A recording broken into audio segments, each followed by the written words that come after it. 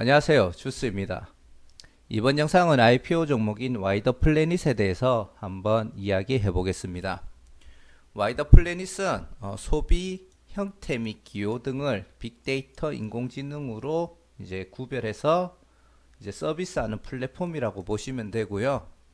이쪽에 대표이사님께서 얘기하시기를 글로벌 데이터 테크 리딩 기업으로 성장을 하는 게 비전이라고 합니다.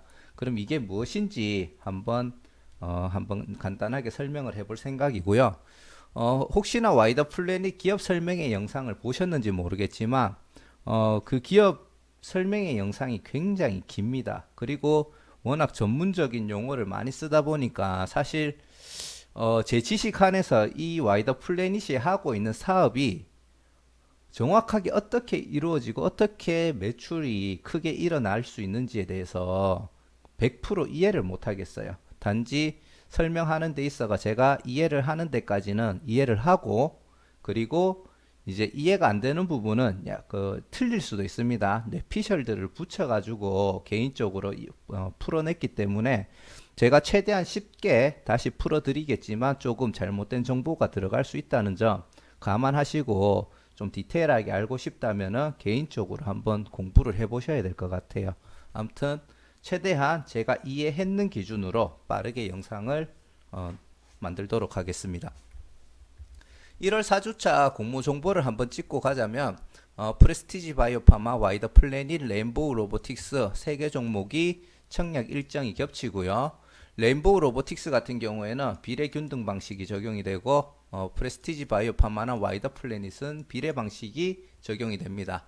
이 세 개 종목은 청약 일정이 완전 겹치기 때문에 약간 어떻게 매매할지에 대해서 전략을 세워야 되겠지만, 시드가 넉넉하신 분들은 누누이 얘기 드리지만 다 풀청약 하시면 돼요. 근데 시드가 없으신 분들은 요런 데는 또 최소 수량 10주, 저는 혹시 몰라서 20주씩 넣고 있는데 10주만 넣으셔도 되고요. 그리고 나머지 시드로는 요 두 개 종목 중에 선택을 해서 한 군데 풀청약 들어가고 나머지 남는 금액을 나머지 종목에 넣을 생각입니다. 현재 와이더 플래닛을 분석을 했는데 충분히 청약을 할 수 있을 만한 가치가 있다고 보고요. 나중에 프레스티지 바이오 파마도 한번 분석을 한 다음에 결정을 할 것 같습니다. 그리고 아이퀘스트, 그리고 유일 에너테크, 뷰노 요 세 종목도 사실 청약 일정이 거의 겹쳐진 상태였는데, 유일 에너테크하고 뷰노가 유일 에너테크는 2월 15일에서 16일, 뷰노는 2월 16일에서 17일로 청약 일정이 연기되어서 아이퀘스트만 단독으로 진행이 됩니다. 또 미래에셋 대우기 때문에 우대 등급이 많은 증권사거든요. 그래서 이거는 풀청약을 해도 사실은 굉장히 많은 배정을 받기는 어려울 것 같고, 이런 기준이라면은 마이너스 통장을 사용해서 풀청약 하시는 거는 어쩌면 이자도 안 나올 수 있기 때문에 그렇게 추천드리진 않습니다. 자, 와이더 플래닛 공모 정보를 보시면 수요 예측이 끝났고 결과도 발표가 되었죠. 공모 청약일은 다음 주 월요일, 화요일인 25일, 26일 날 진행이 되고요. 그리고 환불일은 28일 목요일 날 환불이 되네요. 상장일은 2월 3일이고요. 앞에서 얘기 드렸듯이 비례 방식으로 진행이 되고, 한국투자증권에서 단독 주관을 합니다. 공모가 밴드는 12,000에서 15,000원, 공모 금액은 120억에서 150억이었는데 한 1,000원 정도 초과해서 16,000원에 확정이 되었고요. 총 공모 금액은 160억입니다. 이번에 수요 예측했는 종목들 보니까 최상단이거나 아니면 딱 1,000원 정도 초과돼서 확정이 된 경우가 조금 많던데, 물론 그 기업이 좋아 보여서 저평가돼서 그래 된 경우도 있지만 약간은 흘러들어온 유동성이 많다라고 판단이 되어서 그렇게 결정을 했다라는 생각도 듭니다. 환매 청구권 및 구주 매출은 없고요. 청약 한도는 온라인 전용 기준 50%, 최고 우대 기준 300%고요. 2,400만 원에서 1억 4,400만 원의 시드가 있으면은 등급에 맞춰서 풀청약이 가능합니다. 일반 등급 100%하고 우대 등급 200%는 여기서 곱하고 하면 되겠죠. 4,800만 원, 9,600만 원 정도면 풀청약이 됩니다. 자, 와이더 플래닛 공모가 밴드 산정했는 거를 보면은 약간 PDR, 계속 PR로 표현하지만 PDR 개념을 다시 적용을 해야 될 것 같고요. 인공지능하고 빅데이터 기업인 2개의 기업, 그리고 광고 마케팅 기업인 4개의 기업이 있는데 이 중에 플레이디는 PER이 워낙 높기 때문에 제외를 시켰고, 요 5개 기업, 인공지능 빅데이터에서 평균 PER, 광고 마케팅에서 평균 PER, 요거 2개를 더해서 2로 나눈 가격인 24.78에 확정이 되었습니다. 현재 와이더 플래닛은 2020년도 3분기 기준으로 적자 36.7억을 기록하고 있고요. 적자 기업에도 상장을 할 수 있다라는 것은 기술 성장 특례 상장 기업으로 선정이 돼서 상장을 하는 거죠. 물론 단기 순이익이 적자이기 때문에 적정 PER은 계산할 수가 없습니다. 그래서 어떻게 이 기업의 가치를 계산을 했냐 하면 2022년도 추정 순이익을 69.35억, 그러니까 69억 3,500만 원이죠. 3,500만 원으로 단기 순이익을 기록할 거라고 이제 추정을 했는 거고요. 현재 상장 후 총 주식수 플러스 상장 후 추가 가능한 물량을 합치면은 691만 282주가 됩니다. 그래서 2022년도 기준으로 이 단기 순이익과 이 주식수를 곱하면은 시총이 4,792억이 되는데 쉽게 말해서 PDR이죠. 꿈에 베팅을 하는 거죠. 우리 와이더 플래닛은 2022년도 마감 기준으로 시총 4,792억의 기업이 될 것입니다 라고 한국투자증권, 주관사인 한국투자증권과 와이더 플래닛이 협의를 본 거예요. 그러면 너 지금 공모가는 얼마 할래? 라고 봤을 때 2022년도 말에 요 정도 시가총액이 되니까 2020년도, 2021년도에 20% 성장, 그리고 20% 성장을 시키는 기준으로 계산을 하자. 그렇게 하면은 현재 2020년도 추정 순이익은 우리는 36.7억이 적자를 봤지만 실제로 지금 우리 기업 가치는 48.16억을 단기 순이익을 기록했는 기업으로 평가를 해도 그렇게 이제 인정을 해달라고 요청을 했는 거고요. 그래서 이제 이 주식수로 단순 계산했을 때 우리는 올해는 3,328억짜리 기업이다. 니들이 이거를 믿고 투자를 해주면은 내가 1년에 20%씩 성장시켜 줄게. 그거를 주장하는 거죠. 그게 바로 PER이고 믿거나 말거나 믿을 수 있는 사람들은 1년에 20%씩 성장을 시켜줄 테니까 우리 기업에 청약을 해서 투자를 하고, 못 믿겠는 사람은 투자를 하지 말라는 얘기입니다. 그리고 거기서 플러스로 뭐냐, 그렇게 계산했을 때 주당 평가액이 17,270원인데 야 20% 성장해 주는데 공모가는 거기서 또 13%에서 30%까지 더 DC를 해주겠다라고 만들어진 게 12,000원에서 15,000원이고요. 실제로 초과가 됐기 때문에 10% 정도 할인되는 가격인 16,000원에 확정이 됐다라고 보시면 됩니다. 이거를 믿으시면은 나름 괜찮게 공모가가 형성됐다고 믿는 거고요. 아직 적자 기업이고 사실 어떻게 될지 모르겠다. 물론 기업 분석하고 다 해봐야 되겠죠. 모르겠다. 그러면은 고평가라고 생각하면 되는 거고, 기술 특례 상장하는 기업, 특히 적자를 계속 기록하는 기업은 그 기업의 미래 가치를 믿는 사람과 못 믿는 사람들의 이제 싸움이 되겠죠. 저처럼 보수적인 사람들은 사실 그렇게 그걸 믿고 큰 투자를 하지는 않습니다. 자, 그리고 공모자금 사용 계획을 보시면은 시설자금, 운영자금, 기타 자금이 있는데 시설자금은 쉽게 말해서 인프라 확대, 아무래도 계속 데이터들을 수집을 하고 그거를 새로운 데이터로 가공을 하는 데 있어서 처리 장치라든지 서버 같은 게 많이 필요하죠. 그런 거에 투자를 할 생각이라는 거고요.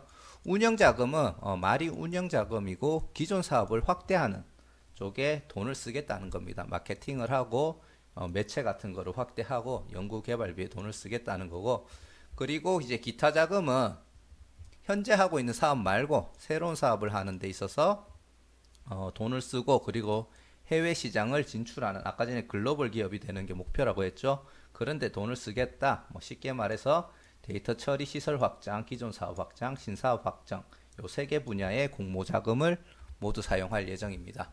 자, 와이더 플래닛 업종 분석을 간단하게 해보자면, 4,300만 명의 개인 소비 데이터, 그리고 1만 개의 기업 데이터들을 서로 매칭을 해서 1대1로 컨택을 해주겠다는 거죠. 그래서 그 매칭이 되는 거에 이어서 그 매칭이 되는 걸 활용해서 수익을 창출하는 기업이라고 보시면 되고요.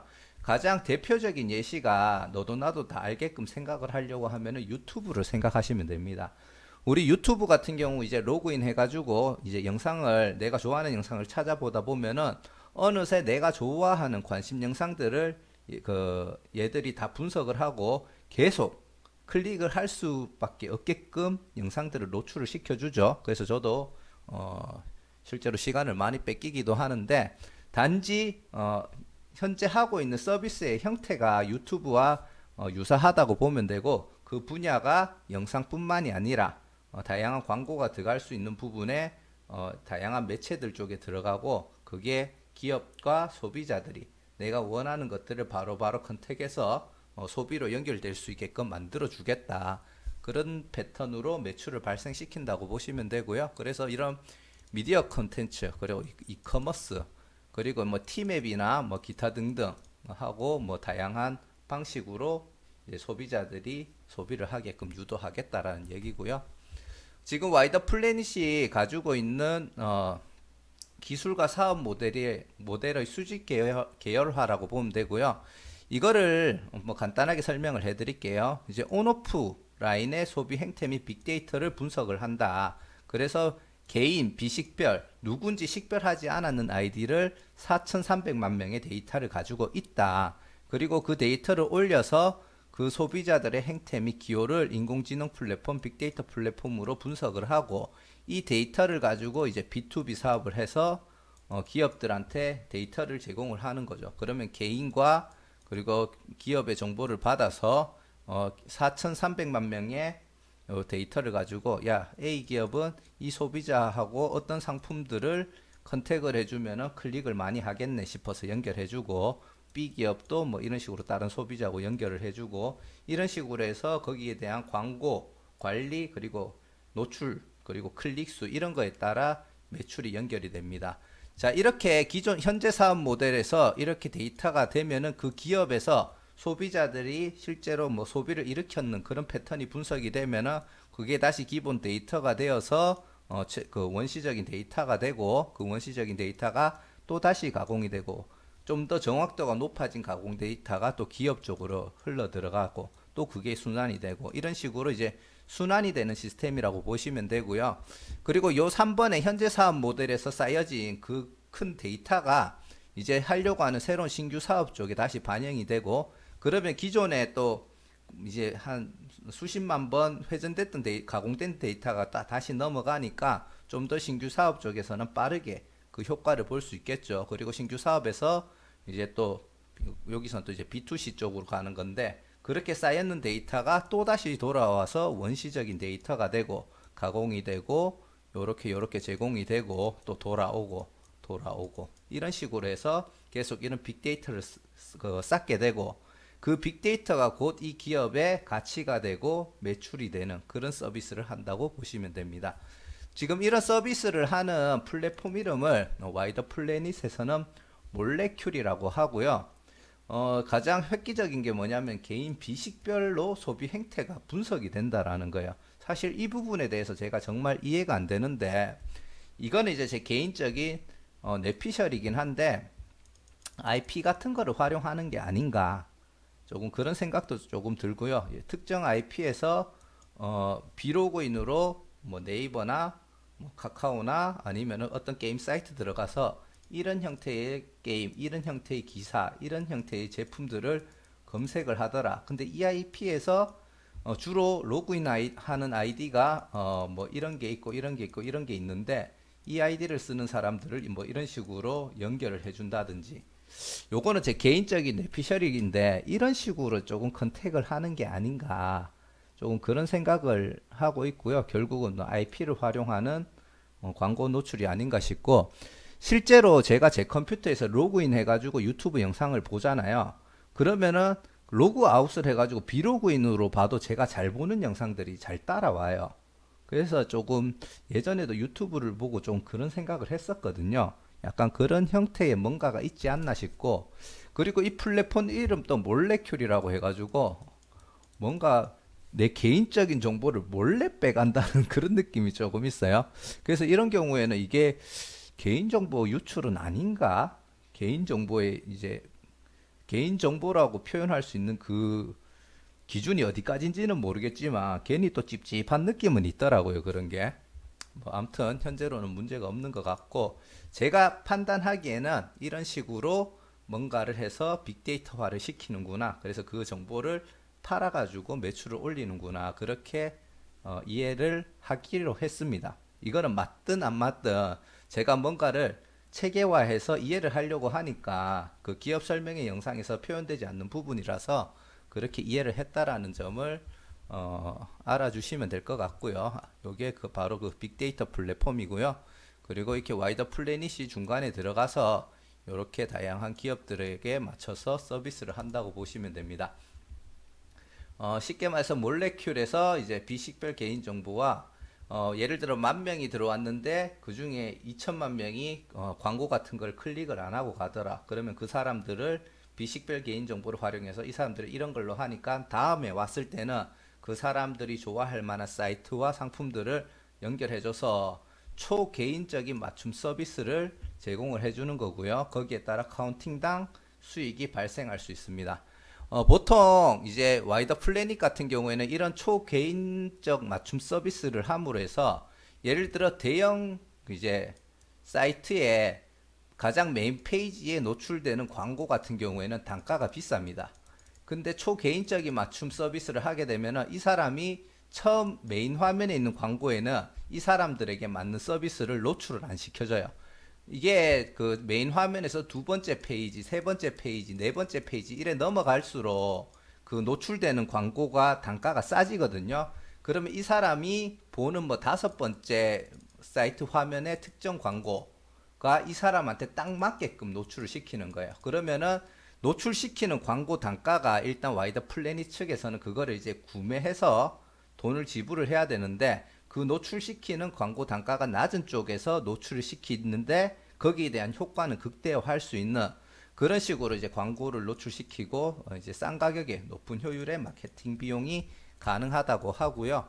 그리고 이런 식으로 계속 빅데이터가 순환이 되어 가지고 다시 이제 축적이 되잖아요. 그렇다 보니까 광고가 노출됐을 때 클릭되는 정확도가 지금 올라가고 있는 상태고, 싼 페이지에서 이제 진성 고객들의 클릭 수가 증가가 되다 보니까 와이더 플래닛의 클릭 단가가 상승이 되는 거죠. 제가 적어놓고 순간 헷갈렸는데, 다른 업체들은 이 광고를 한번 노출이 되고 거기에 대한 클릭을 했을 때 거기 클릭 비용이 예를 들어 100원이라고 하면은 와이더 플래닛은 정확도가 높다 보니까 200원, 300원 정도 이렇게 단가가 높아질 수 있는 부분이 있고, 와이더 플래닛의 광고를 마친 기업들은 이제 정확도가 높아지니까 허투루 나가는 광고 비용이 감소하게 되겠죠. 그래서 이제 고객사들의 광고 비용이 절감되는 그런 효과가 조금 커졌다고 보시면 되고요.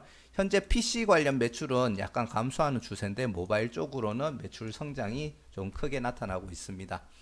그리고 이제 모바일 웹 어플 통해서 이제 매출이 대폭적으로 성장을 하고 있고요. 2021년도부터는 추가적으로 매출이 크게 성장을 하는데 새로운 B2C 매출이 발생되는 것에 대한 기대감이 조금 있고, 보통 이런 사업을 하는 업체들 같은 경우에는 나스닥에 상장했는 뭐 더 트레이드 데스크라는 기업이 있었나 봐요. 와이더 플래닛하고 가장 유사하고 사업 모델을 약간 카피하고 있는 기업이라고 보시면 되는데, 이런 기업들은 선행 투자하고 후행 매출하고 이게 약간 나중에 역전이 돼야 되는 상황이 있습니다. 그래서 선행 투자가 한창 이루어질 때는 지금 와이더 플래닛처럼 적자를 계속 기록을 하게 되는데, 나중에 후행 매출이 선행 투자를 넘어가는 골든 크로스가 이루어지면은 이익률이 증가하는 데 있어서 굉장히 큰 가속도가 붙을 수가 있답니다. 그리고 와이더 플래닛은 그 시기를 2021년도 상반기라고 이야기를 하는데, 요 문구가 조금 혼동을 줘요. 나스닥 기업은 2014년도에서 2016년도에 골든 크로스가 됐다고 하는데, 나스닥 상장 후 성과 도약은 또 설립 후 8년 차에 소요가 걸렸다 하거든요. 나스닥 전후로 해가지고 시간이 좀 걸렸다는 것 같은데 요 골든 크로스가 되면은 바로 흑자 전환이 된다는 건지 골든 크로스가 된 이후에도 약간의 시간이 흘러야지 된다라는 건지 거기에 대한 조금 이해가 조금 안 되는 부분이 있고요. 그래도 2021년도 상반기부터 좀 더 나아지는 모습을 보여줄 수는 있다. 그렇게는 이해를 하셔도 될 것 같습니다. 그리고 재무 정보를 보시면은 계속 적자를 기록하고 있고 올해 적자폭이 크게 상승이 되었고요. 매출도 꾸준히 성장하다가 올해 조금 감소를 하고 마감이 될 것 같은데 코로나 영향으로 광고가 많이 줄었다고 하죠. 그래가지고 모든 광고 회사들이 대부분의 광고 회사들이 작년 대비 올해 매출이 많이 감소한 형태를 보여줬는데 와이더 플래닛도 그걸 피해가지 못했다라고 생각을 합니다. 그리고 이제 주주 구성을 보시면은 뭐 다 괜찮은데 상장일날 유통 물량이 조금 많다라는 건 단점이고요. 그리고 1개월 차 투자 회사들이 좀 있죠. 그리고 요거는 이제 그 전문 투자자들이고 그리고 1년차 때 소액 투자 그리고 1% 이상 주주 비율이 또 한 5% 이상이 됩니다. 그래서 1개월 차와 1년차 때 약 4%에서 5%대의 그 보호 예수가 풀리는 물량이 있기 때문에 그때는 약간 주가 하락에 대한 조심해야 될 것 같고요. 주식 매수 선택권은 약 금액으로 치면은 공모가 기준 16,000원 기준 15%에서 46% 정도에 해당하는 금액으로 추가 상장이 가능하고 추가 가능한 물량은 약 2.17% 정도가 됩니다. 그래서 뭐 시기가 문제이지 결국 추가는 될 것 같은데 이게 한 번에 확 들어오는 게 아니라면은 사실 뭐 크게 뭐 주가에 영향을 주지는 않을 거라고 생각을 하고요. 와이더 플래닛 장외가를 보시면은 요게 이제 21일 날 제가 캡처했는 건데 29,000원 그리고 수요 예측이 발표되고 오늘 캡처해 보니까 31,500원까지 산다는 사람이 있고요. 이거는 올려놓고 거래 안 하면 그만입니다. 그냥 주가를 띄우기 위해서 약간 작전일 수도 있으니까 참고만 하시길 바라고요. 공모가는 16,000원 됐을 때 시총이 1082억 이거는 상장 후 추가 가능 물량이 빠졌는 기준의 계산이고요. 장외가가 됐을 때는 2130억 정도가 됩니다. 상장일날 유통 가능한 물량은 380만 주 정도고 전체 물량의 56.21 금액으로 치면 608억 정도가 상장일날 유통이 될 것 같고요. 2020년도 단기 순이익이 적자 36.7억이죠. 추정이 48.16억인데 이거를 PER 말고 PDR 기준 추정 순이익 기준으로 계산을 해보면은 12.86, 14.55 장외가는 36.62 정도가 됩니다. 현재 유사기업들 평균 PER이 24.78이기 때문에 장외가까지 간다면은 조금 고평가가 된다라고 볼 수 있겠죠. 자, 그리고 수요 예측을 보시면은 그래도 굉장히 비전이 있는 사업이라고 판단했는지 경쟁률이 잘 나왔고 의무 보유 확약 비율도 꽤나 10%에 가까운 높은 비율을 보여줬습니다. 제가 봤을 때 최종적으로 확정은 15% 이상이 보호 예수 물량으로 묶이지 않을까 싶고 그러면 아까 56%에서 한 54%까지는 떨어지지 않을까 싶은데 사실 뭐 큰 의미 없죠. 그래서 와이더 플래닛 청약 유무랑 향후 뭐 전망 및 전략을 한번 보자면 일단 기관의 적당한 경쟁률 사실 1400대 얼마다 1이라고 하면은 높은 경쟁률이었는데 최근 유동성하고 비교를 해보면 그냥 적당한 수준이라고 보이고 있거든요. 그리고 일정 수량의 보호 예수 물량이 신청됐다라는 거는 상장일날 충분히 수익 자리가 나올 것으로 판단이 됩니다. 청약 일정이 겹치는 프레스티지 바이오파마랑 비교 후에 더 좋다고 판단되는 쪽에 풀 청약을 할 예정이고 개인 경쟁률을 그때 그 결과가 나오기 전에는 못 보니까 그 프레스티지 바이오파마 기업 분석을 아직 안 했거든요.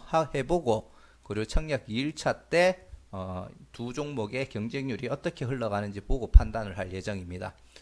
중장기 투자 가치로는 현재는 적자 기업이긴 하지만 미래 산업에서는 꼭 성장할 수밖에 없는 미래가 아니고 현재에도 지금 계속 꾸준하게 성장할 수밖에 없는 시장에 있는 업종이라고 생각을 하고요.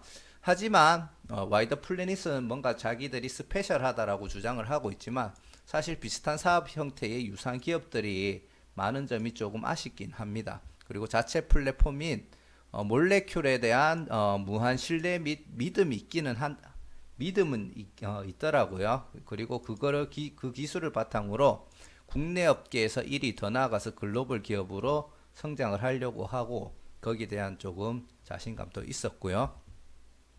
대표이사의 비전대로 시장에서 약간 독보적인 글로벌 데이터 기업이 된다면은 우리가 흔히 얘기하는 뭐 텐베거라고 이야기하는데 텐베거의 기업이 될 수 있겠지만 보수적인 투자자, 제 같은 입장이죠.